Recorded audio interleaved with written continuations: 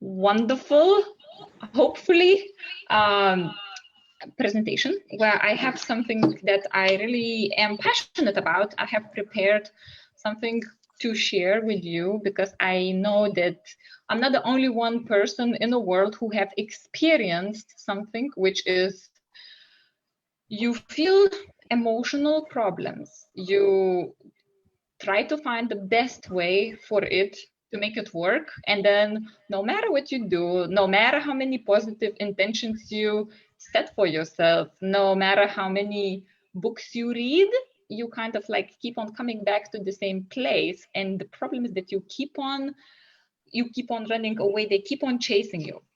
So this is based on my own experience and the things that I have gone through, but we'll go in detail as we progress through the slides. So this is how to resolve emotional issues. So in these 2 hours, what I want to do, I want to share 3 techniques that I believe works for me the best, and also do a demo on metaphysical anatomy technique on how to resolve one particular problem, emotional problem that we might be struggling with. Okay, I actually have a few more people to admit. Okay, so I think I just need to have a glimpse into the attendance list and to come back. Okay, so it goes like this. This is my experience, and this is what I found. Lots of colleagues that I have met through my life are experiencing something very similar. There is something in our life that keep on giving us a problem, and we feel like, okay, for example, I don't have much money. If I could just get a better job, then I will be happy. Or we feel lonely, and we think, okay, all I need to do is now I need to find somebody to be with, and I'm going to be happy. So the list goes on. But the problem is that usually when we do that thing that we said we're going to do, we're not much happier than we started with. Then there is another thing that we, or most of us, probably have experience with. I just need to think positive and I will be okay. Or something is not really right in our life and doesn't feel emotionally right. And we think, okay, I just need to really, really concentrate on law of attraction or the positive thinking, and this thing which I'm struggling with is going to go away. Or when we don't get what we want, we think, okay, right, okay, I cannot achieve the result that I want. I cannot get the thing that I want. So I just need to work harder, or I need to work more, or I need to work longer, and then I'm gonna be able to achieve what I want and feel the way I want to feel. And then also we have this another thing that, well, if I was thinner, then I will be confident enough to go and do the thing that I want to do. Or when I get, for example, a good job in a good company, then I will be feeling proud of myself. And yeah, story is always the same. It's always the same, at least for me and for many other people that I have met, which is you achieve it and then nothing happens. Of course, you achieve the thing, but emotionally inside of us, there is not much of difference. Or we think temporarily that, okay, now we have that, so we are okay. But time goes, and then we are like, okay, I have the same old problem, which I think I'm going to get rid of by losing weight, by getting a relationship, by having this new job. But actually, I still feel like this old myself with this old problem, and nothing really changed. So I want to hear back from you, from any of you, if you have any experiences like that.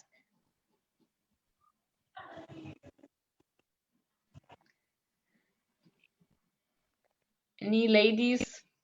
would like to share anything? Samir, Shelly, Susanna, Eva? I mean, I completely agree with you when you're saying that people are stuck in this cycle of when this happens, I will be happy. Yeah. But and we have a lot of folk tales also. I mean, we grew up with that kind of cultural learning in my culture. So I come from Punjab in India, Right. and we have a very pretty tale around it, and we kind of grew up with it, as kids. Yep. So so this it's explained very beautifully in there. How, if I may take 2 minutes and kind of narrate that tale to you. Yeah. So it's like this farmer who is very, so not very doing well financially, and he's earning a hard day's living, and he's like, okay, destitute. He has a large family to take care of, and he's quite worried, right? Yeah. So he's like, okay, what can I do? And Yeah. then suddenly one day, there is this rich merchant who kind of watches this farmer and kind of empathizes with this suffering, right? Yep. And he wants to see. He conducts an experiment on him, on the farmer, to Right. see how he's gonna react. So quite interesting, quite playful, right? Yeah. So what he does is he keeps a pot full of gold coins in the farmer's garden or field, right? Yep. Where he knows the farmer is gonna find them, right? Right. And Okay. and they are like, the farmer finds the pot of gold and he's very happy, and he's like, whoa, I'm rich, wow, I made it in life, amazing.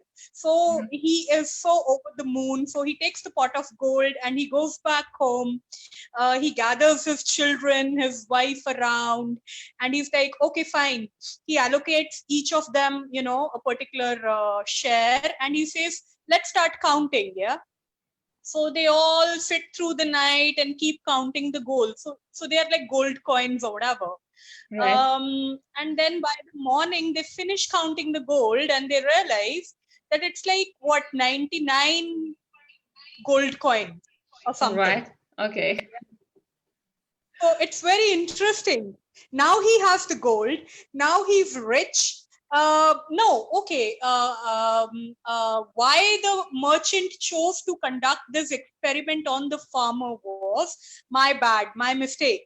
The fact was, the farmer was poor. He was quite destitute, but he wasn't worried. Okay, he used to live his life in peace. Okay, he used to eat up, wake up, do his thing, go to sleep, continue his life in peace. So the merchant is the one who got jealous of the farmer, and he said, how come this farmer, being so poor, is living his life in peace? So let me see what happens if I give him more money. Will he be more happier or what? So he counts the gold and he sees that there are like 99 pieces of gold, and that is where the cycle begins for the farmer, because the farmer is not happy that he just has 99 pieces of gold. Then he goes into the cycle and he starts thinking, oh my god, what if I had 100 pieces of gold? Then it would be perfect. Everything would be perfect. I would have 100 pieces of gold. Then he's like, oh my god, I just need to earn one more gold coin. One more gold coin. How much more hard work can it take? I need to work harder. I need to, put everybody on the job, my family, my children. I need to make them work harder and somehow earn that one piece of gold, and all will be perfect. And I guess you gather how the story goes from there. Yeah. I bet he gets that piece of gold and then he wants more, or he's still not happy, and the cycle goes on. Then he goes into the unhappiness cycle.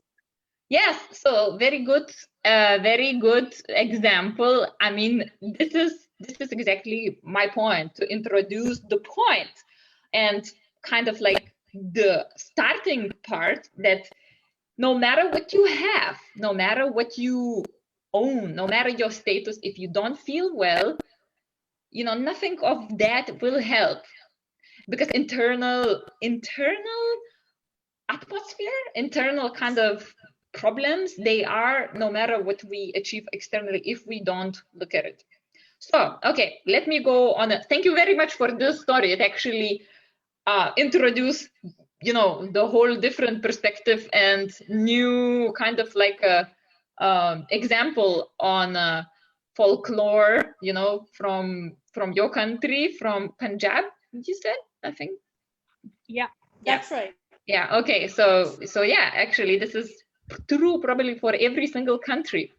Okay, so to continue, I'm just gonna go on to the next slide, which is what I wanted to share about me, because it's a summary of my story, and it is summary of how the cycle was for me and how it took me where I am and what I'm sharing with you today. So I'm actually born in Lithuania. I was born in Lithuania, and at the time when I was born, it was still Soviet Union. And my family was not rich. In Lithuania, we don't really have huge extended families.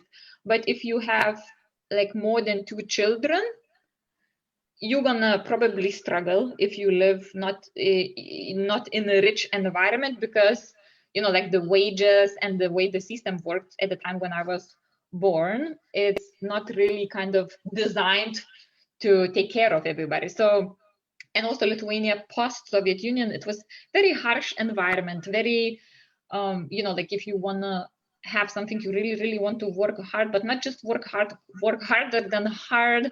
And then also very harsh culture from emotional point of view. So for example, you try to do something and you don't succeed, so basically, okay, so this is your fault, you didn't try hard enough. Okay, then if you feel like it's too much for you, or you are sensitive human being and you feeling things, it's like, oh, just tough enough, you know, you're just being weak, or you being not very strong. So ideal person from Lithuania is someone who does everything, who can handle everything, who can achieve everything, never complains about anything, and doesn't have any emotional, you know, like ups and downs. So being born in that type of environment, and also experiencing, you know, not being in a rich family, not having things, what I did when I was 20 years old, I did what most of the people in Lithuania did: emigrated in another country, because that was what we would do. If you are the age when you can leave house, and in Lithuania you don't really, it's a little bit different, because once you turn 18, you basically need to go and take care of your own life. We don't really have much of a family supportive system. It's like, okay, you can live in a house, you're like, okay, you're 18 and you're still living with your parents, get out, do something, you know. So and lots of people were leaving for other countries, so did I. So I have emigrated in UK, and I did not really, it was actually pretty hard because I didn't know anybody. I was on my own. My English language was not great. So, but I was au pair. So I started as au pair, so it wasn't that difficult from the point of view, you know, find a house, find food. So it was fine. Of course, when I came to UK, I was like, oh my God, this is a whole different life. Wow, how I have my own room with my own shower. This is amazing. Well, what is this? There must be some catch in it. So that was my first impression of UK, and you know, like completely different living standard. And of course, from Lithuanian culture, we are always kind of educated and taught by our parents.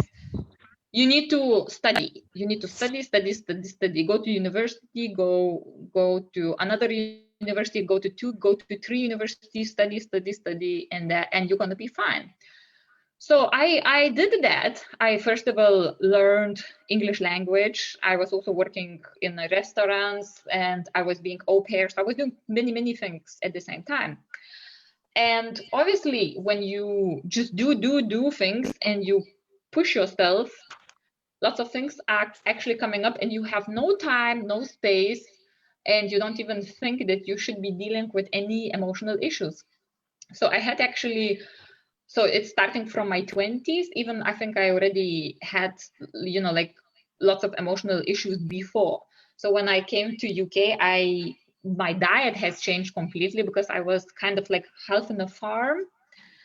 And when I came to UK, everything was from the shops. So I actually started developing also probably out of security. Insecurity, I started to develop like eating disorder, bulimia. I was also starting to develop lots of self-hate because I was gaining lots of weight. And I was really kind of hating myself for that, because also back in Lithuania, in our culture, it's very important to be beautiful, to be thin, to look like a model. It's kind of like a sign of, oh, like to be decent girl, decent woman, you need to be this beautiful kind of like an ideal and have a good job and be happy and have a great relationship and look great. And I think I didn't have any of that, and I really started to cycle of self-hate. My confidence was very low, but I still tried very hard, and I studied and I finished university. And then I got a job in a corporate environment. And then 2 years after that, I got a big promotion. And after I had a big promotion, guess what happened? Already before this promotion, I actually thought, okay, the corporate world is not probably for me. There is something missing. I was very creative naturally. So I started to feel like, okay, there is something not really right for me. I need to search something. So then I joined acting course. And I think after a couple or 3 months, I realized it's not possible for me to do full-time job and do these intense studies. And I had like proper nervous breakdown. And when I say proper nervous breakdown, it's like my system completely, like my nervous system completely switched off. Imagine that you stop feeling motivation for absolutely everything. So it happened overnight, by the way, like one day and a half, and I just completely experienced this breakdown, and I became completely unmotivated. I was like, okay, if I get out of bed or not, I don't really care. If I go to work or not, I don't really care. If I'm gonna die or not, I don't really care. If somebody's gonna feel sorry or feel bad that happened to me, I don't really care, because I think I reached the level of so many emotional issues build up in me, which I was not dealing. I was just suppressing, like, okay, oh, I have a self-hate. Okay, I need to start working on something else, like self-hate or that, for example, doing confidence or something. But deep issues, I was not really dealing with that.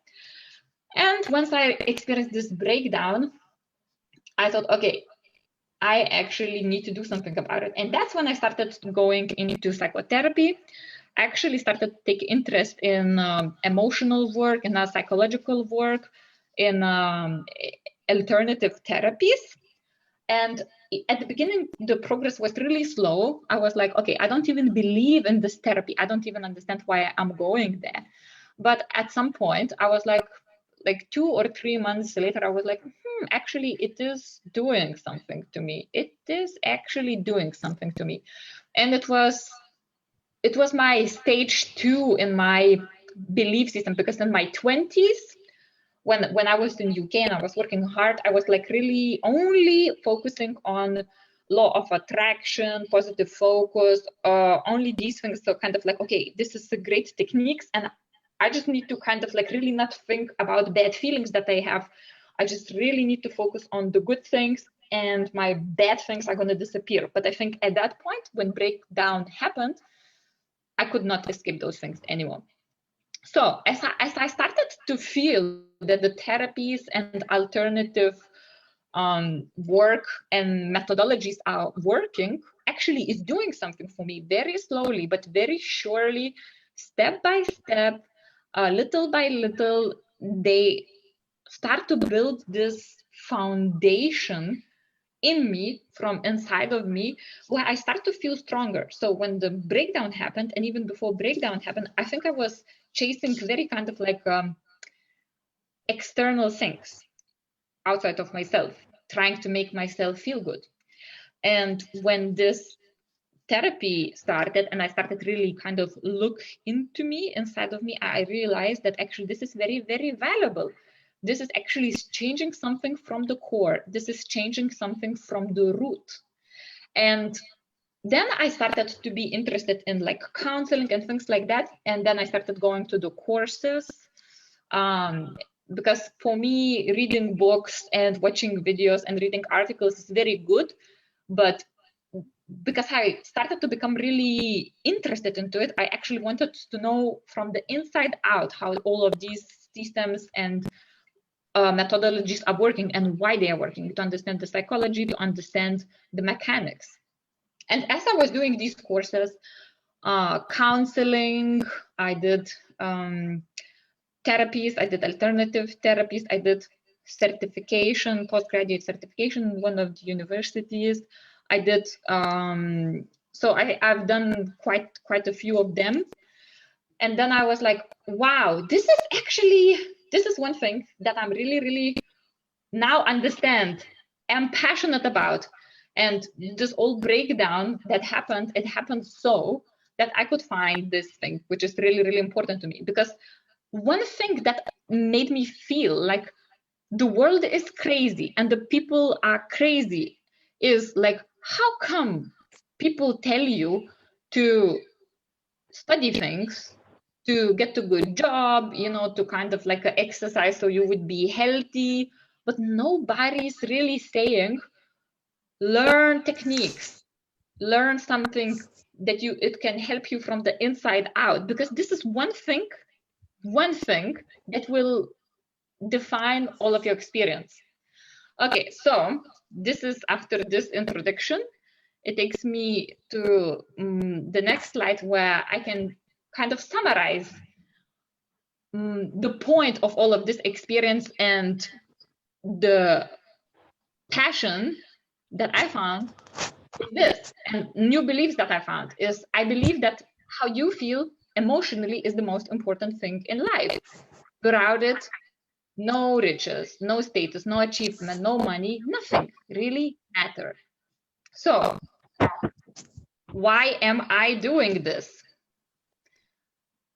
I believe, so first of all, I'm doing these things, which I think is going to be like on a weekly basis, these webinars or some introduction and education about emotional well-being, is that I believe that every single person, when they are born good. And since they are born good, all of us, everyone deserves to feel better. I don't believe that there are people who are born bad. Babies are not bad. What happens, why there are some people who are bad, quote unquote, bad people in the world, is because trauma, the experiences and circumstances that they were born in and they have experienced, which makes them the way they are. But everybody deserves to feel better.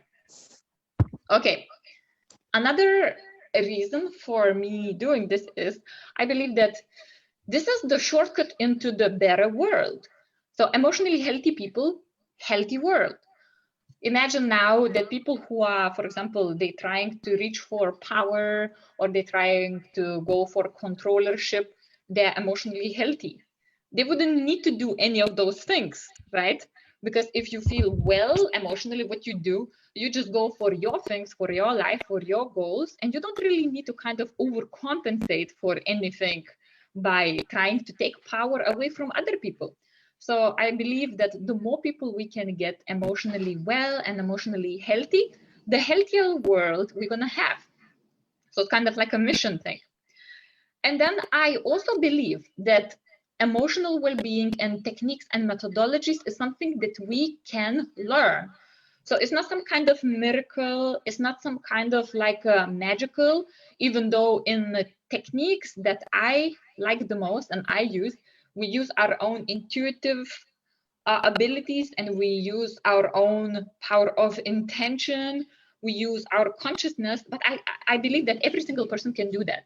So I believe that everybody is capable of doing that. So I believe that everybody can learn how to manage and resolve their emotional problems. Yes, therapists are needed and counselors are needed and psychiatrists and psychologists are needed, but every single one of us can learn how to manage and resolve our emotional problems. And also, I also believe this thing should be taught in school, in the kindergarten, for everybody. So it shouldn't be exclusive knowledge. Then, my purpose is your empowerment. So I don't want you to be dependent on me, on any other therapist, on any other guide, or on any other teacher, to be dependent on to go and see them so that you could feel good or resolve something. Of course, this is an option, and we always sometimes have some problems which we cannot really handle on our own, but I believe in empowerment so that you know how to do it. And if you really need somebody else's help to do it, you can choose to do so, but you're not dependent, right? So you're free and you're empowered to do so, because that's how I like to be too. Okay, and finally, now I need to move this. Okay, and this big goal that I have, which is kind of like a crazy goal, I want to change the paradigm in society about importance of emotional well-being, how we treat our emotional selves, how we deal with each other, how we look at emotions, and for us having emotional problems or having to deal with something, not to be a sign of weakness or incapacity, but to be something completely normal and important. So that's my big goal. So this is my kind of like an intro part. And the next part, next part is going to be what this emotional problem. But before that, I just want to come back and check in with you if any of you has anything else to add or to share.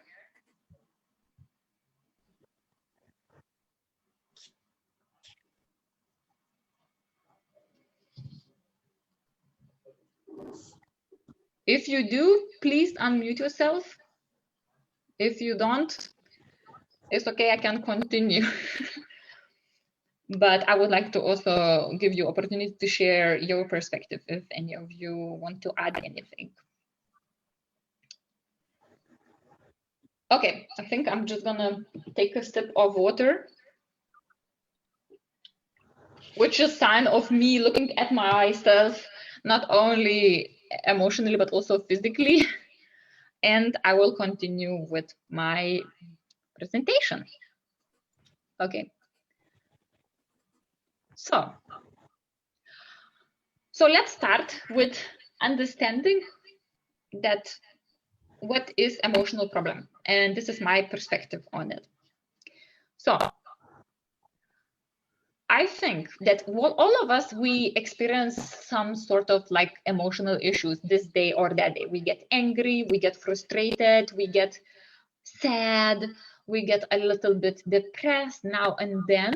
But one of the things that I think defines the fact that we are experiencing emotional problem is that it lasts long time. So for example, if we feel sad for a really long time, I think it's emotional problem. If we keep on feeling this anger inside of ourselves, for example, I believe this is also emotional problem. Another, and of course there could be more examples, but I just gonna give some other definitions or qualities that I believe defines the emotional problem. Another quality of emotional problem is that it is so intense that we cannot or we don't want to deal with it. So for example, we have this emotion in us, for example, let's say rage, that we don't even want to go there because it feels too overpowering for us. Or for example, we feel this kind of like a hidden feeling of hopelessness, and it is, we know it's so low that we cannot really deal with it, or we don't want to even open that because we know that it was going to be very difficult to deal with it. Okay, the next is this emotional problem that we are experiencing affects the quality of our lives. So because of that problem, we feel our life is not as good as it could be. For example, we have this jealousy keep on coming up in our life. So our life seems to be okay, but then we just keep on having this feeling of jealousy for something, to someone, for example. And then another sign of us experiencing emotional problem is that we become so used to it that it almost feels like it is part of who we are. For example, we are depressed, and then when we talk about ourselves, we feel like depressed is part of us being normal because we've been feeling it for such a long time, maybe probably don't even remember when we start feeling it, that it feels like part of who we are. So it kind of starts to define us. And the most important thing that defines problem as a real problem, in my opinion, is whatever we are feeling or experiencing prevents us from building the life that we want to live. So it is kind of formula of it. It would be like that. I could be this, or I could be doing this or that. I could be a great singer if I didn't have this inner shyness. Or I could be great architect if I could only be able to speak up. Yeah. So this is basically, this is my way of sharing with you how I define what emotional problem is. Does anybody has anything that they want to add? If you do, please unmute yourself. If you don't, then it's fine too. Okay, so I'll just continue on the next one then. So in here, I wanted to share with you why we get stuck with the emotional problems. And those are the reasons. So first, and the most important thing that I feel lots of us when we try to kind of resolve emotional issues by positive focus or by doing something like, for example, going for a walk or going to exercise or watching a movie or eating food or calling a friend and talking about something instead of instead of dealing with the problem directly, is most of us has actually experienced emotional trauma. So trauma is the scary word, and lots of people, when they hear word trauma, and they think like, okay, wow, somebody was in a war and they saw their friends being killed, or a loved one died, or my company went bankrupt, or I got injury and I was never able to dance ballet, or I lost control of my left hand, you know, so things like that. So we think that's what it is, trauma. But emotional trauma is something that we have experienced at some point in our lives, and it's usually in a childhood where it was too much to deal with emotionally. So for example, it could be that we went to our sister's birthday party and all attention was on her, and we suddenly felt very insignificant and small and not important because of that. And at that point in our lives, because we were children, maybe we were 4, we have basically formed this belief that we are not important, we small, or we insignificant. Why? Because we had this overwhelming emotion at that time, and there was no way for us to complete it. So we experienced emotional trauma and we have not completed trauma cycle. So that was some difficult emotional experience for which we did not have resolution at the time when it happened. So that's one reason why we get stuck, because that situation and that feeling keeps on coming back because we have never really resolved it. Okay. Oh, I think I actually did some automation which made me reveal my points in a different order. Okay, so the next reason why I think we get stuck is because we were never taught how to deal with emotions. So, for example, we were children and we were sad, and our mom told to us, well, don't be a small girl, only small girls cry. So then we actually swallowed our tears, and we also learned that being weak is not okay, crying is not okay. Whenever I feel that, I should suppress that. So we learned that this emotion is not good and we don't know how to deal with it. And now, even when we are grown up, this emotion keeps on coming up and we don't know how to deal with it. So then we get stuck because this emotion keeps on coming back and we don't know how to deal it again and again. Another reason is most of us are focused outwards and away from the emotions. So, like there is this rule. The more you run from someone or something, the more that thing chases you. So this is especially true with our emotions and our emotional problems. So we have some issue and we feel, okay, well, I need to do something else, or I need to make sure that I don't feel that way no matter what. So then we try to kind of avoid the situation rather than look into the emotion and what is causing emotion. So we focus outwards. So we don't even look into the emotion and what is causing it and what is causing the problem. We actually focus outwards in other things. And then sometimes we think we are doing well with our emotions, but we don't actually know how to deal with our emotional problems in a healthy way. So we might think that, oh, actually, I'm pretty good. Whenever I feel angry, I go and I punch some bag or something. And then next time when I feel angry, I go and punch bag again. And then I do that again and again and again. But the problem is our anger or our tendency to get angry doesn't go anyway. So we kind of like, okay, we do something and we discharge this emotional charge, but we don't really learn and we don't know how to deal with the actual emotion in a healthy way. Well, I guess punching the bag is not the worst thing that you can do, right? Going and doing something probably like escapism type of behavior would be probably not such a healthy way. And I'm not even talking about, like aggressive or talking aggressively or having arguments to our loved ones and the close people, because sometimes some of the emotional charge comes out that way, rather than saying, you know what, I'm having this very big frustration, and like just letting it be there.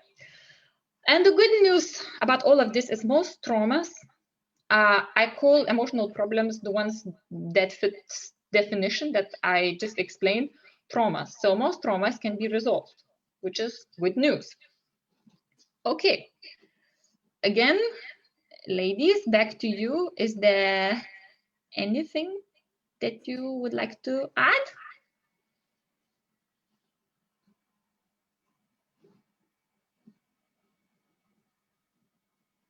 I know you are there, but at the same time, please don't feel shy. If there is any kind of thoughts or ideas or your own experience that you wanted to interject, I would be very happy to hear that. Okay, otherwise, I'm just gonna roll back and continue rolling with the presentation. Okay, So what I wanted to share with you today, actually I was pretty ambitious, but I'm not sure if we will be able to do all of this and the demo, because I actually wanted to do at the end of the session the metaphysical anatomy technique demo with you all. But I'll do my best to at least cover the information that I have. So today I wanted to share with you 3 techniques which I think works best. And those are the techniques that I actually use myself.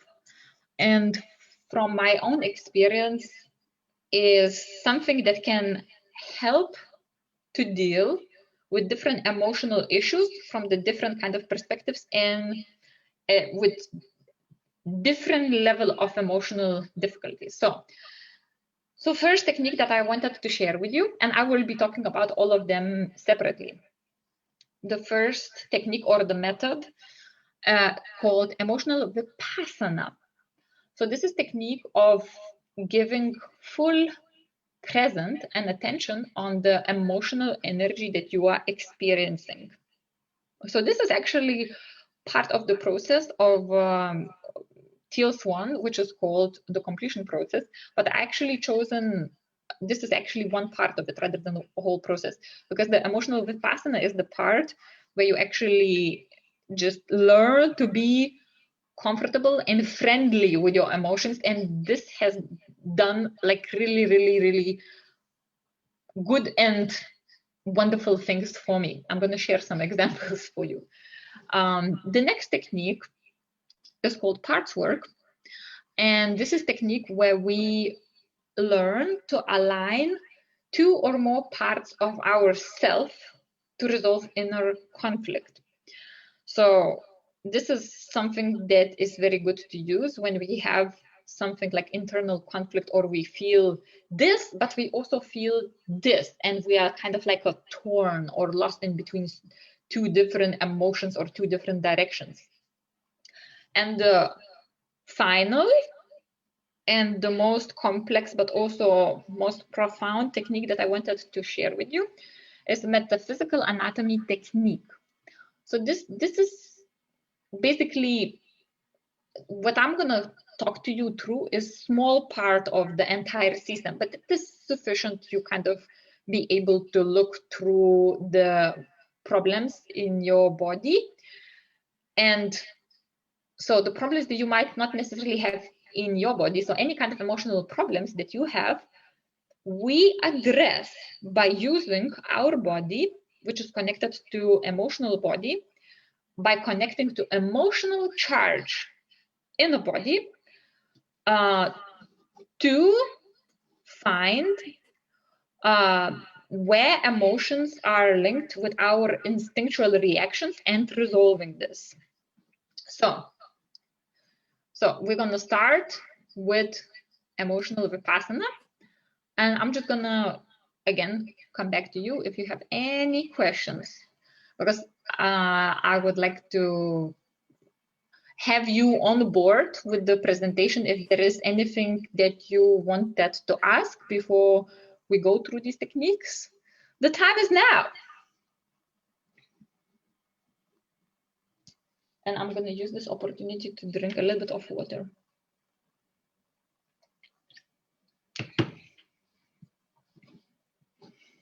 And actually, I didn't even check what's going on the Facebook. Let me just quickly see if I can do that.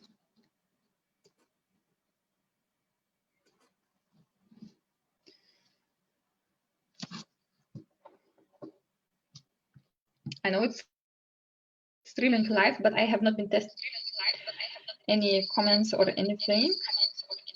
Also, if you want, you can just write anything that you have on your messages. There is a chat window on the right-hand side. Okay.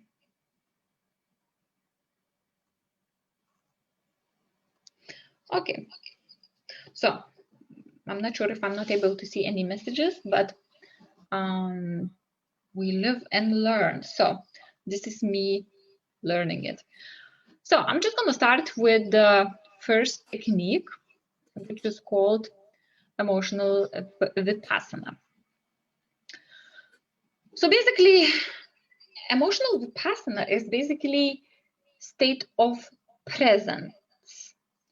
So what happens with our emotions and emotional states, they keep on coming back because we are keep on rejecting them. So there is this great example that everybody said, this is to do with the thoughts and, like thoughts, but it's the same with emotional. They say, try not to think about elephant in the room and you're going to be thinking about elephant in the room. So it's exactly the same psychology and it's exactly the same thing that happens with emotions. You're angry about something and you try not to feel angry and you're feeling angry. So we're like, no, I must not be angry about it. Somebody did something to me which made me feel quite angry, but I'm just not going to be angry. For example, my friend is late for 20 minutes again. No, I'm not angry. I'm not going to be angry. I'm going to be smiling and I'm going to be talking nicely to her when she comes back. And what we find is, okay, for that point in time, we may be able to suppress that emotion, but it doesn't really disappear. We may think it actually disappeared, but we don't stop being angry about, for example, our friend being late. That happens again, and we're angry again. That happens again, and we're angry again. And then the more we try to suppress that feeling, the more we're feeling. So when we embrace the state, it allows us to go through the process of emotion. I know that for most of us, for majority of us, the thought of embracing emotion which is uncomfortable is not the best. It's not the best thing that we can do. We're like, what? You want me to go into feeling of anger? Or if you feel sad and betrayed, why do you want me to go into feeling of sadness or betrayal? It is because when we go into the feeling, we allow that feeling to kind of like a burn through. So we no longer running away from it. We kind of like go towards it, and that allows the emotion to go through. I think in one of my courses that I was studying, there was this one technique that they were using in cognitive behavior therapy. So this is not about cognitive behavior therapy, but one very useful graph that they were using is like any emotion that you are feeling, it has its life cycle. So you feel it, and then the feeling of that emotion increases, and then it goes to the peak, and then it drops. So basically, we have no capacity to feeling that emotion with increasing strength forever. So what happens when we allow us to feel that emotion, it kind of burns through it, and we are left with some charge disappeared, and we also have this sense of clarity that we very often receive on the other side. Because when we angry, we kind of, and I'm using anger as example because anger is something that I had the problem with for a very long time. I feel anger and I try not to feel anger, and then I just stop it, and then I feel like, okay, I put this wall in front of me and I don't allow this emotion, and then I just suppress it, and I don't really understand why I felt it, or I think I understand why I felt it, but nothing profound comes out of it. But when, for example, I'm angry and I allow myself to feel angry, then I see that, on the other side, what's happening. Let's take example of my friend, for example, being late. I feel like my boundaries has been crossed. I feel like I have been abandoned. I feel like I am not respected. I feel like my time is not being taken into consideration. So, and that clarity allows us to understand why that emotion is coming up, what is hiding behind it.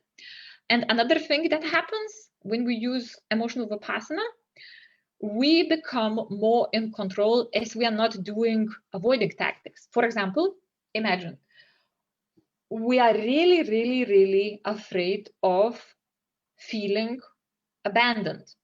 So what we are doing in life, we do anything and everything just to avoid feeling of being abandoned. So, for example, we choose people who we don't really want to be with, but we know that they are quite desperate for connection, for example, so they will never leave us. So we'll never need to experience abandonment. But are they really best people for us? Are they really best people to be our friends or partners? Probably not. But with them, we feel like we can escape this feeling of being abandoned. So when we stop being so scared of those emotions that we are so scared of, we can then open up more choices. We can then go and say like, okay, you know what? Yeah, this is gonna hurt or this is gonna be unpleasant, but I'm not gonna die if I feel this emotion. It feels first time maybe when we go into it that we're gonna die, but actually we go through emotion and then later we found that we did not die. And then we found and then we find that this is actually something that makes us more comfortable with emotion. So basically, when we learn this technique, we then become more in control of our choices, of our life, because we don't do the tactics to avoid feeling that feeling. Okay. All right. Anybody want to add anything? Samir, I see you unmuted.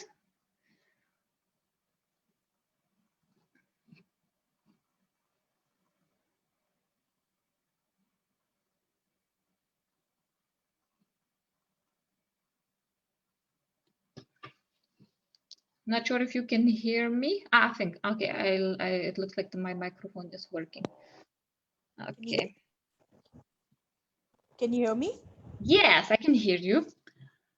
Did you want to share anything? Okay.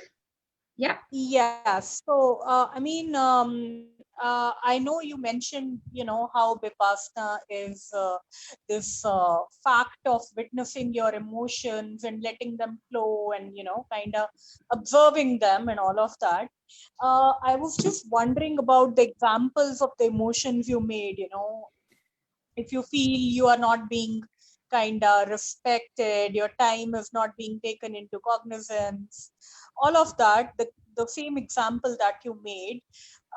My question to you was, okay, Vipassana is something you do internally to, kind of absorb that fact, to kind of understand that fact.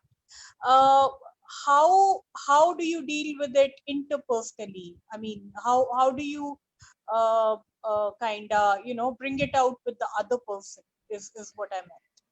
Right. Okay. Yes. So I think what happens. Okay, I can give you like example.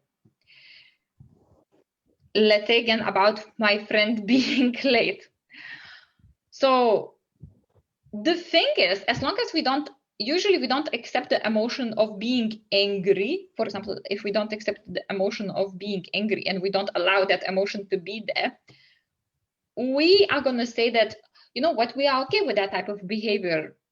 We are okay with that type of behavior. So we're not going to be like actually giving feedback to that person that, okay, my darling friend, next time when you're going to be later than 10 minutes, can you please send me a text? Or if you see that you're running late, can you please pre-warn me? So I'm going to go in the shop and I'm going to do something. So we cannot do anything if we don't admit we have that feeling. And when we become kind of like a friends and when we become less afraid of that feeling and experiencing that feeling, we can actually give a feedback to people because we then validate ourselves. Because as long as we don't admit to the fact that For example, we feel anger, and you know what? I have a right to feel anger right now. So up until the point we don't make friends or we don't own that emotion, there is nothing that we can do with it, because we kind of trying to pretend it's not there, or we're not feeling, or we suppressed, and we don't want to go there. So we don't want to, you know, raise the waves. We don't want to, what is it called, rock the boat. So we just kind of like continue to say that, okay, you know what, we are fine with it. So I think, of course, you know, like, how are we going to deal with other people? It doesn't mean that we have to go in and, you know, like, start being aggressive towards them, but it helps us to kind of reinstate our boundaries. Because when other people behavior causes us these emotions, then, and we accept that, okay, yes, I am feeling this emotion right now, and that gives me message, and it gives me clarity that I feel I'm being treated unfairly, or I actually don't deserve to be treated that way. Then we can actually take some action. So absolutely, it's not only about feeling the feeling, but as long as we are afraid of feeling the feeling, we probably gonna lie to ourselves and also to other people that whatever we're feeling is not there, and therefore what they're doing to us or their behavior towards us is fine. So basically that's that. Does that answer your question? Yes, it does. Okay, so now I'm just gonna basically briefly go through on how to do it. So emotional vipassana goes like this.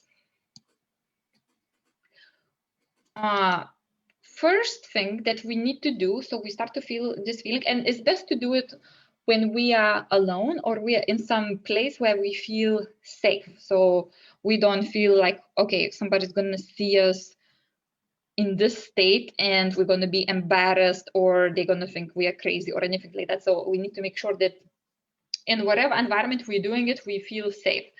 So what we do first is we kind of start to concentrate on the emotion. So instead of trying to distract our mind and think about other things, or try to tell ourselves that, no, I'm not feeling this, we actually start to concentrate on the emotion. Then we can also use our breath. We can breathe into it, and we can also allow the intensity to come up. So we can allow the intensity to come up, and as it comes up, we kind of need to be there for ourselves, knowing that, okay, if it feels like this emotion is in our body, we can allow this emotion even going beyond our body. We can even visualize, like visually, that it kind of becomes bigger, so that we don't need to contain that emotion. So like that is easier to actually allow it to be.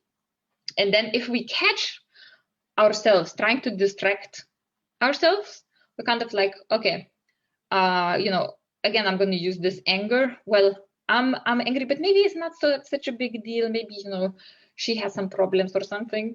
Okay, we catch ourselves trying to distract ourselves from this emotion and try to kind of like justify it. We need to turn back and go back into that emotion. It's not about, you know, not feeling compassionate towards other people or not.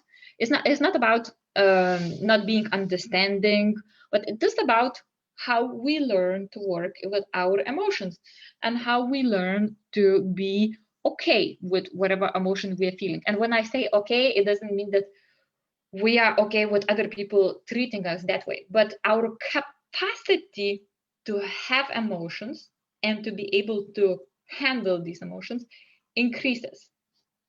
And then also another interesting thing that can happen once you go into this vipassana state, sometimes you kind of start with the anger, and then you can see that there are other emotions are coming up. And then you can, for example, feel another layer of like sadness, of loneliness, or something else coming up. So we can see there is other layers. And sometimes we have this intense anger, and then it finishes, and then we feel this sadness, and then the intensity again increases, and then at some point we can see that this kind of like a cycle starts to dissipate. And that's when we know that we actually kind of like manage to actually go through it. And you know, sometimes it doesn't have to be done like sitting in a room. Sometimes we may feel anxious about something, and we may feel anxious about something for example, in a relationship, or let's say with a friend. Again, in a friendship, we feel, okay, we are anxious about our friendship, and we're anxious one day, or we're anxious another day, and we're anxious on a third day. Instead of trying to pretend that we are not anxious, we allow the anxiety to be, and we accept that. And what happens then, we also actually then start to feel like we have somebody backing us. So we start to feel like we have somebody who is there for us no matter what. So it feels like basically we have our own back, and we can trust ourselves because we are not going to escape from ourselves when the emotion is going to come up. So that's another benefit that it does. Okay, now again, I'm just gonna give you a chance if anyone wants to comment or add anything, we can do that now.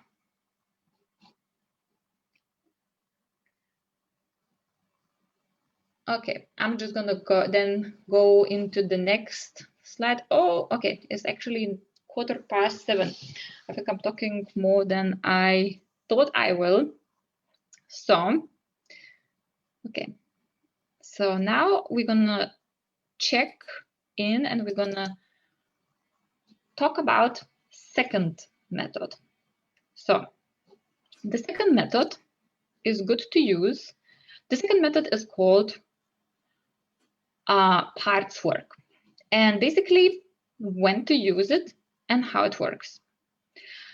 So parts work is basically best to use when we feel we have this kind of like internal conflict or internal rift, and we feel, okay, we want this thing, but we also want this other thing, and those two things are completely separate. So a good example is this. We want to go out there and start a new business, but there is a part in us which feels very, very anxious about it. So what does that mean? So basically, okay, before that, I'm just gonna quickly going to explain you what are the parts. So the parts are the parts of our psyche, or the parts of our personality, or the parts of our soul, whichever way you call it is kind of the same thing.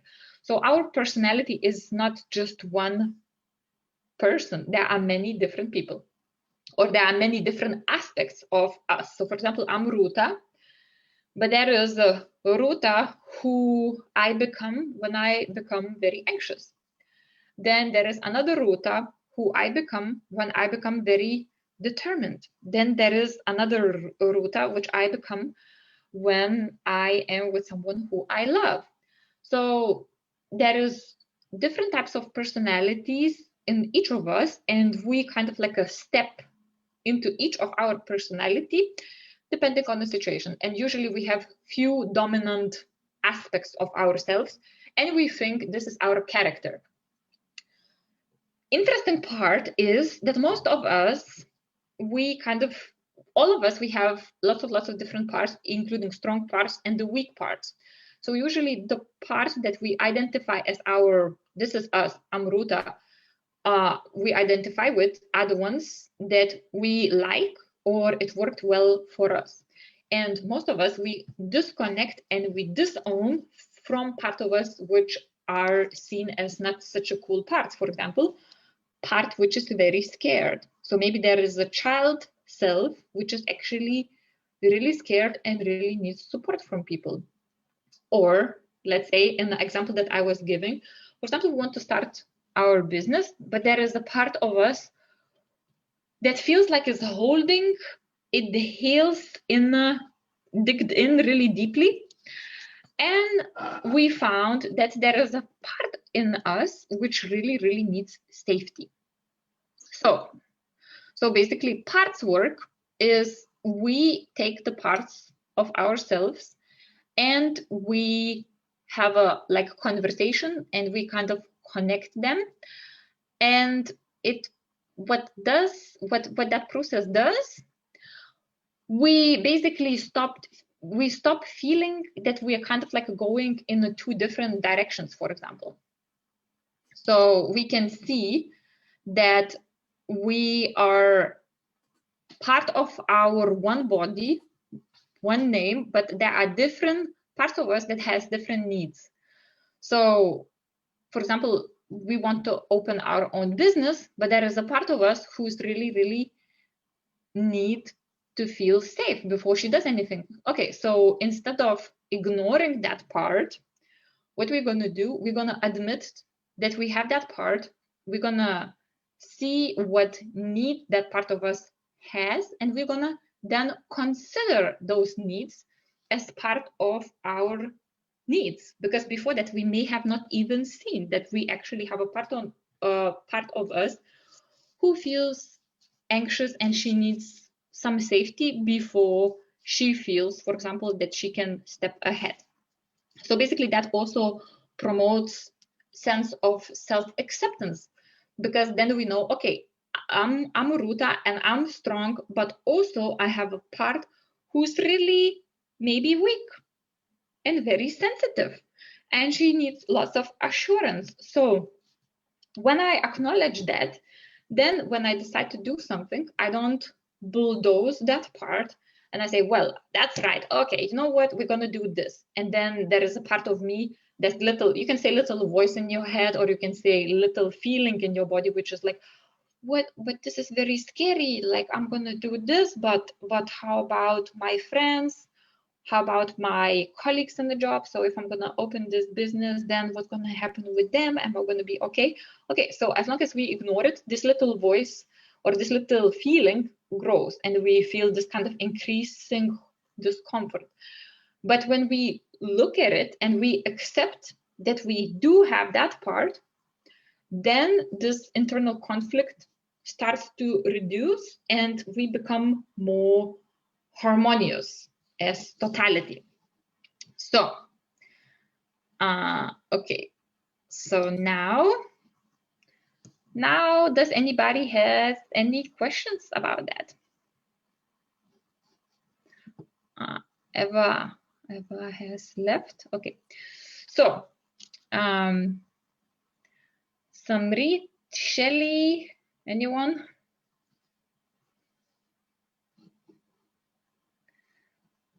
Okay, so what I'm going to do then, I'm going to now go through the process in how to do it.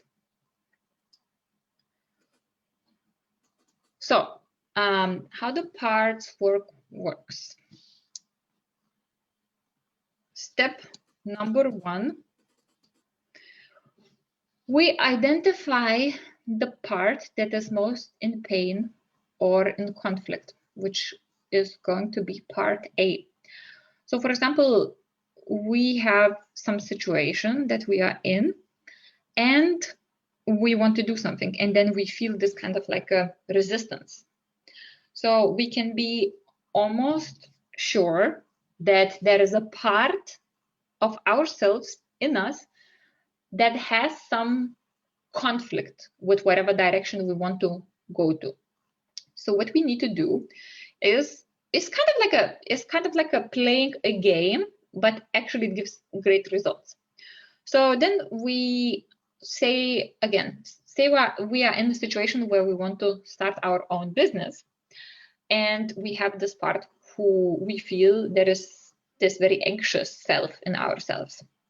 So what we do, we kind of again choose the space and time where we can do it best uninterrupted, and we pretend that we are that part. So, and if we are doing this process on our own, then it's best to write things down, or you can even record it in the phone. So So let's say I'm Ruta and I now identify that I have part who is really scared with my decision to start my own business. So what I'm going to do, I'm going to say, okay, so now I'm pretending I'm that part. So what am I afraid of? Why don't I like this idea? What do I need to feel better? What I need the other part or main personality of Ruta to understand about me, to consider about me, so that I would feel better. So if you can also do it with another person and they can kind of interview you from perspective of that part. And your aim and your goal is to understand how best you can incorporate agenda of that part in your life so you don't bulldoze it. Okay. I like to think I'm equal amongst my peers. Okay, so I actually invoked Brixby Vision in my phone, and therefore I had some artificial intelligence commenting on my monologue. Anyways, continue. And in this place, if I had a live public, it would be ha ha ha. But now, because everybody's on mute, I don't have that. So continue. Sometimes what happens in the situations, we can, let's take the same situation again. We have this part, for example, that stops us from doing what we want to do. And there is another part that is in completely different perspective. So for example, we want to start our own business and there is another part who is really anxious. And then when we talk to that part, we understand that there is something else that is blocking that part from getting her needs met, and therefore she's suppressed. And then we found that another part in us, so it's basically, that could be like a whole village in us. It's actual truth, you know, this is the reality of our personality. So it could be there is another part who could say something like, well, you know, that part A, is very weak and really kind of like a childish, and I don't really want to consider that part. And you know, I'm talking from the first perspective because that's how you need to do it. When you do it, you kind of write it from the first perspective. And then you can actually start the same process with the part B, who oppose the part A. And then like that, you can actually even start them having a conversation or a dialogue. Okay, so why do you say this part is actually weak? What's wrong with being weak? Well, weak is bad because people are gonna abandon you if you are going to be weak. And like that. So any of this is actually, it could be part C, it could be part D, and at the end of this presentation, I'm actually gonna give you some recommendations of the books that I read if you wanted to learn this a little bit in depth. But the point being, when you do this, you actually pretend you add the perspective of that part which you're having most conflict with, or that you feel is preventing you from going forward, and you get what that part wants, what she needs, how she feels, because this is part of you. And the more you do it, the more harmonious with yourself you become, because then you kind of like this internal conflict where I want this, but I don't consider needs of this part, of this other part, decreases, the conflict decreases because we start to incorporate the needs and wants of all the parts, or some of the parts that has biggest rift. So basically that's how we do parts work. Okay, I'm gonna come back and I will again let you tell me if you have any comments or questions on this.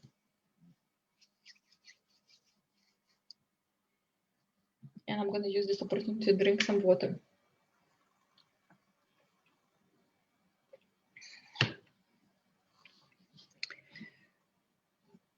Okay, so I guess I'm just gonna go. If there is anyone on the live stream sending questions, I apologize. I have not really mastered this live stream yet, so I don't know actually how to check it. my phone doesn't seem to be displaying it, and I don't know how to do it on my laptop. So if there's any questions, I'm actually going to answer them after this. Okay, so let's continue with final technique. So the final technique that I wanted to share with you is metaphysical anatomy technique. I have shortened it and call it MAT. That's how we call it. The ones us who are practitioners, I'm a certified level 2 practitioner, and I'm also trainer and teacher of metaphysical anatomy technique. And I will be running certification course 2 weeks from now. So anybody who's interested, let me know. But in here, I will let you know basically how it works and how to do it in a very kind of simple content and summarized version. And I will also recommend you the books again at the end of the session to read and to look into if you wanted to know more. Okay, so metaphysical anatomy technique works by finding the core emotion under the cover symptoms first. So basically we start, so you know, like lots of emotions that we feel, they are actually symptoms. I'll say anger, I'll use anger again. For example, anger is not really emotion. Well, we can say it's emotion, but from a metaphysical anatomy technique, is not the core emotion. So anger is never alone. So why it's not core emotion? Because it's never alone and it's never the first emotion. We can say, yeah, but you know, but I felt anger first, so it must be my core emotion. No, we felt anger first because there was feeling of either disempowerment or someone crossing our boundaries, or hopelessness or helplessness or injustice. So that could have been a number of different reasons why we started to feel anger. But if we only look at the anger and we dig deeper, we're going to find probably another emotion. So in metaphysical anatomy technique, we actually find the root of the symptomatic emotion. So there are a list of emotions that you know, those are the core emotions. And whenever you start to use this technique, and for example, you start with emotion that you're feeling, for example, jealousy, right? You feel jealousy, that's going to be a symptom. So first thing that we do, we find the core emotion. So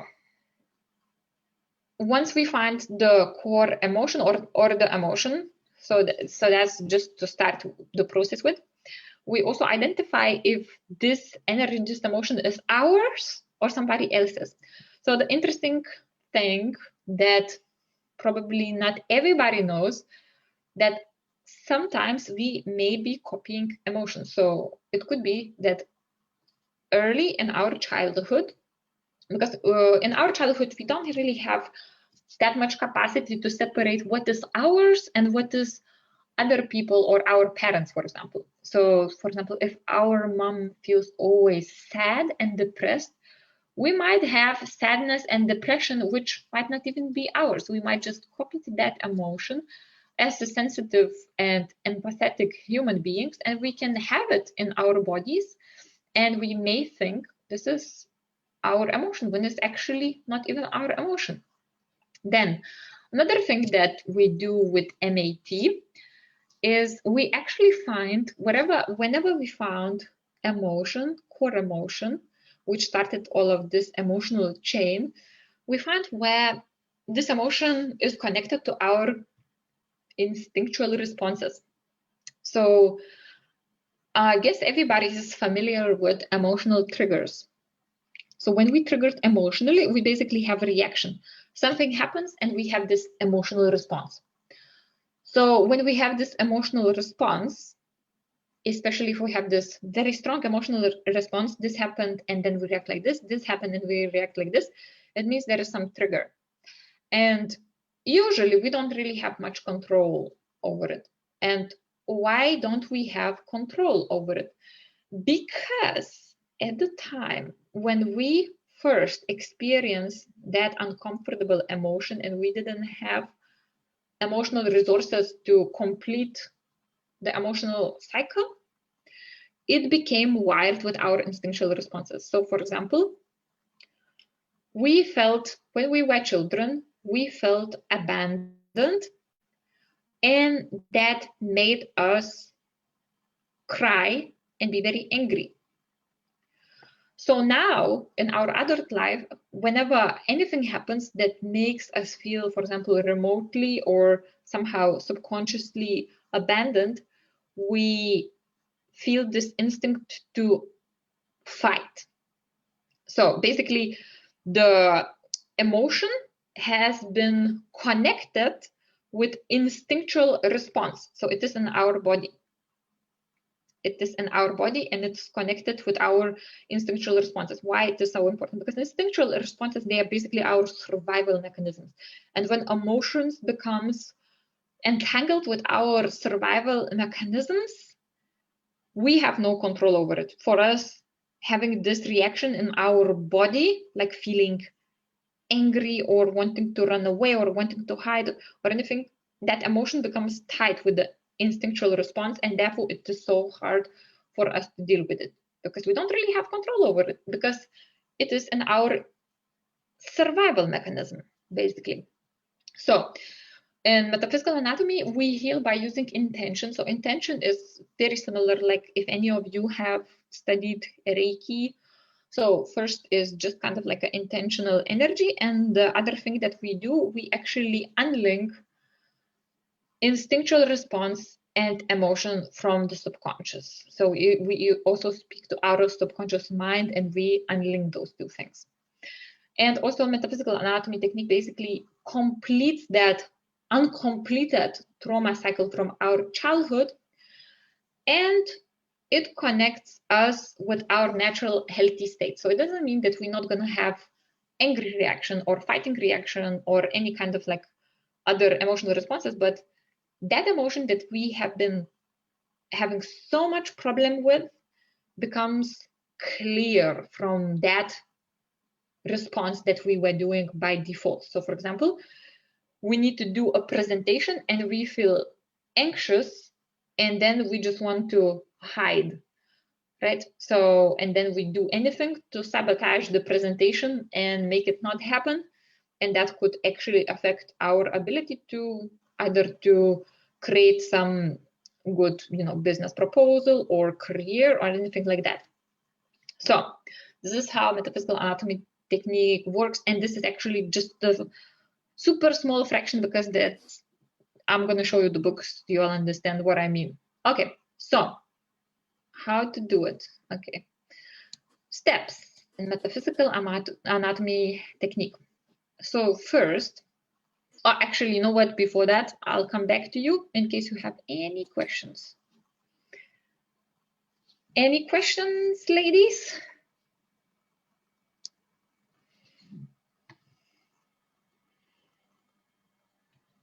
And maybe not ladies, but anybody else who are non-lady who are watching, also please free put your comments and questions on under the Facebook live feed, and I'll be sure to respond to you once I get back to it, probably tomorrow.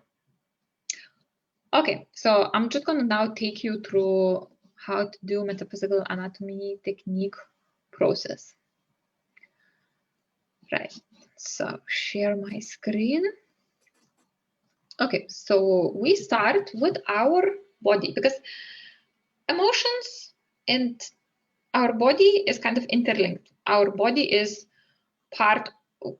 basically superimposed. We have emotional body superimposed on our body and it's all connected. So we can actually feel where in our body we feel it. So we start when we are in a situation, difficult situation that we want to resolve. We start with, okay, so what do I feel? So what emotions do I feel? So start kind of like thinking and writing down what emotions we feel. And then we also make sure that we write everything. So do we feel anything under? Do we feel there is anything else come up. So we make sure we capture all the emotions, and then we check with the list of emotions, or we check if the emotions that we have identified are actually core emotions, not symptomatic emotions. And then sometimes we have this problem when we feel emotionally numb. The numbness is actual coping strategy. So if we feel numb, that means we don't allow ourselves to feel. So in that case, a very good technique and tactics is to say, okay, so if I was not numb, what would I feel? Pretend I can feel. So what I can feel, because like that we can access the suppressed emotions and we can know what are they. So the next step is to identify where in our body we feel it. Is it inside of the body or outside of the body? What does it mean? Anything that we feel inside of our body, and it's very subtle difference. It means this emotion is actually ours. If it's outside of body, it means it's not ours. And then if it's not ours, we can clear it. We can clear it as not ours, so we don't really link it with our instincts. That means it's just we copied that energy, and we can just clear it by our intention. And another very, very important question to ask when we identify where in our body we feel this emotion is, how does our body want to react? And once we ask this question, those are the possible answers. I actually listed, so basically one of the reactions is going to be survival instincts. It could be one of the survival instincts. So how our body would like to react physically. Does it want to fight? Does it want to flight, which means like run away? Does it want to hide? Does it want to vomit? Vomit is actually one of the reactions. You know, something happens and you feel like sick. So it's actual instinctual reaction for something which is really overwhelming as well. Or you feel like you're frozen and you kind of like a paralyzed, or you feel like you completely numb, or you feel like you don't know what to do, which is kind of like a surrender instinct. So once we identify those instincts, we know which emotions are linked to which instincts. Okay, what do we do next? This process is long, so we have more steps. Okay, so next step is healing. Oh, actually in here I just didn't put any of the things. Okay, so healing. I'm just gonna explain you healing. Healing is basically you use your concentrated intention to dissolve the emotion. So if you know about creation and how it works and how all creation was made, and the thoughts are things and the things are thoughts, and we can think things into creation, we can also make things disappear out of creation. So when we do healing, if our intention is for that thing to dissipate and go away, it does. But we have to have a resolve for it. So we have to have a resolve, so we don't go into it with the intention to like, yeah, maybe it's going to disappear or not. We go into it, okay, this thing now has to disappear, and we make a decision for that thing not to be there. We can visualize the light, we can visualize energy, we can connect with any energies we can do that. If you will go deeper in the metaphysical anatomy technique, you're going to get a specific, well, I'll recommend you some resources to look at. You will be using this white light of intention, which is, we find works very well. Okay, next one is unlinking the emotion and instinctual reaction. So I'm just going to go back. So what we're going to do is we're going to unlink the core emotions. So the emotions that started all emotional chain from our instincts. So we're going to do like kind of like we can talk to our subconscious mind, and we're going to tell the subconscious mind that there is a difference between that emotion and that instinct. So basically what it does, we tell them. So when I feel lonely, feeling lonely is not the same as being frozen, right? So we kind of like acknowledge that there is a difference between emotion and the instinct. So like our subconscious mind and our body is very super intelligent. So when we say that from our adult perspective, we communicate the body to unlink those emotions, and it does. So it unlinks emotion from the instinct. And after that, what we find, we have way less reactivity. So when that trigger reappears, we're like, we don't have this tendency to go and do the thing that we always do. Okay, let me just talk through the last part, which is integration. And then integration is like what you need to, integration you need to do is you just basically need to harmonize the entire being of yourself. So you've done some work, you have talked to your subconscious, you use some energy to heal the emotional stress. And then when you do integration, you, like in metaphysical anatomy technique, we have like in level 1, I think we just use like overall kind of like a intentions for all the body to be balanced. And then in level 2, we also work with the separate minds, like you know, like you have 7 different minds, so different energy centers, and what we do, we kind of just clear all of them to integrate it. So basically what we do, we make sure that everything that we have done now has taken place and really fallen into places in our body and in our nervous system. So this is basically what we do when we go through metaphysical anatomy technique process. So my original plan was also to actually do a demo, but I think now we only have 45 minutes. So I just actually wanted to open up for questions and to clarify and explain anything that you may have.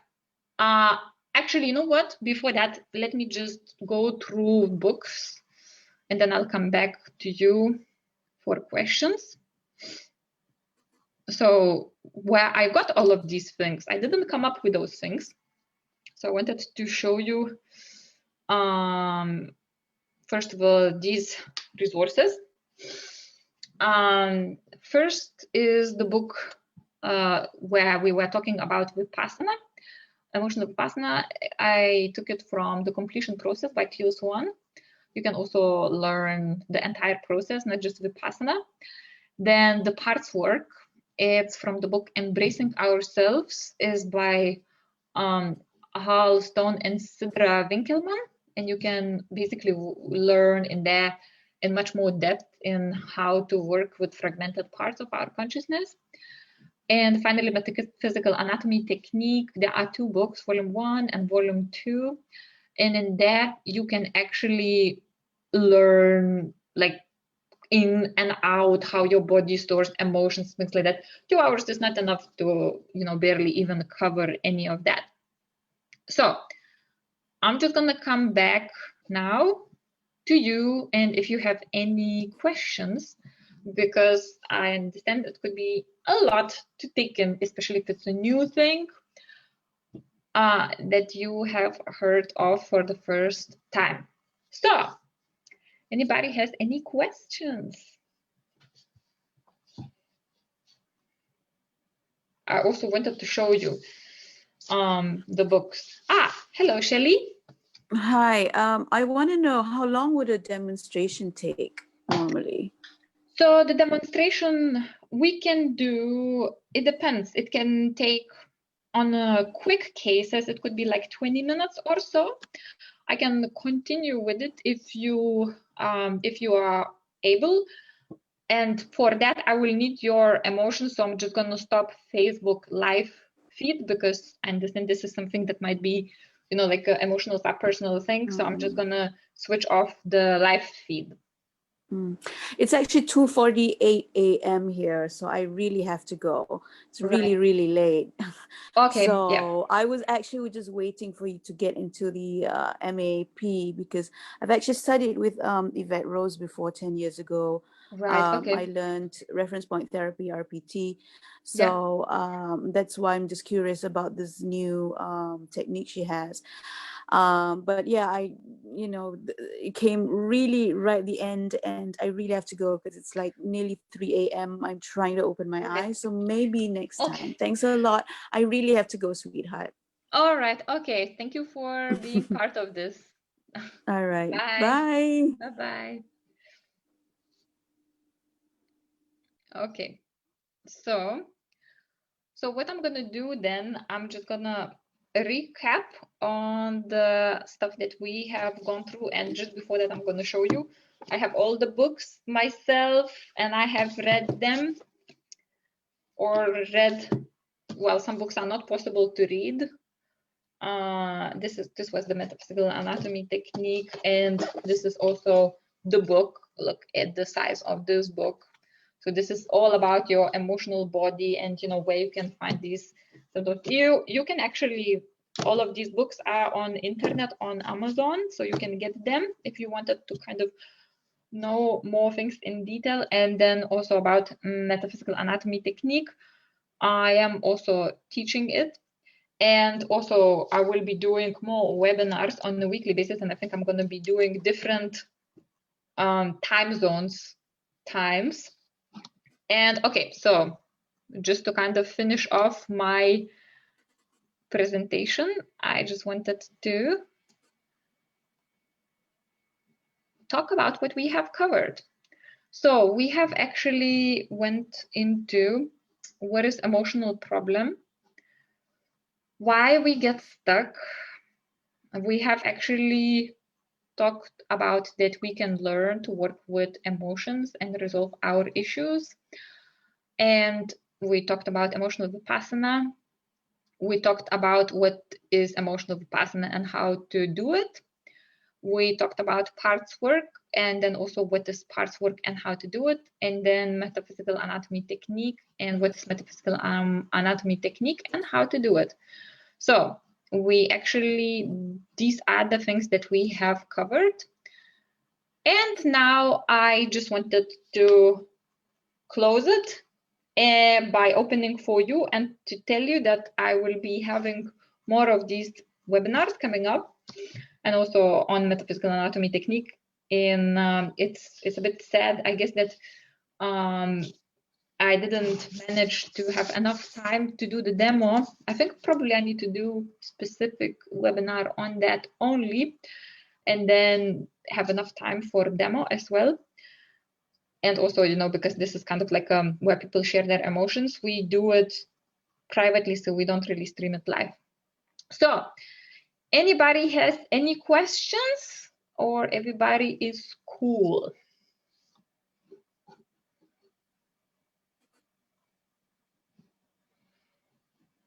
So far from no, it looks quiet, which means, okay, everything is cool.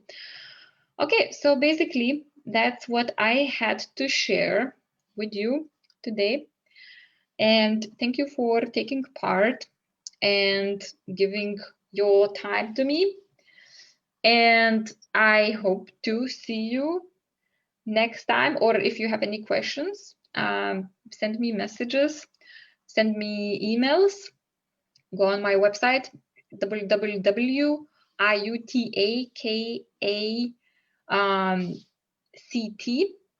So actually, you know what? I'm just gonna put this in comment section. www.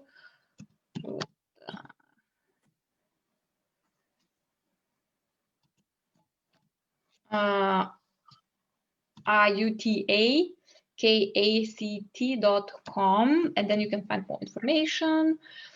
You can also book 15 minutes free call for any questions that you have for upcoming training courses or one-to-one sessions, for any kind of like clarification that you may need. I'm open to it. You can do it automatically via calendar on my website. And yeah, once again, thank you very much for your attention and your time. I will see you next time, and have a nice evening or the night or the morning, wherever you are. Bye.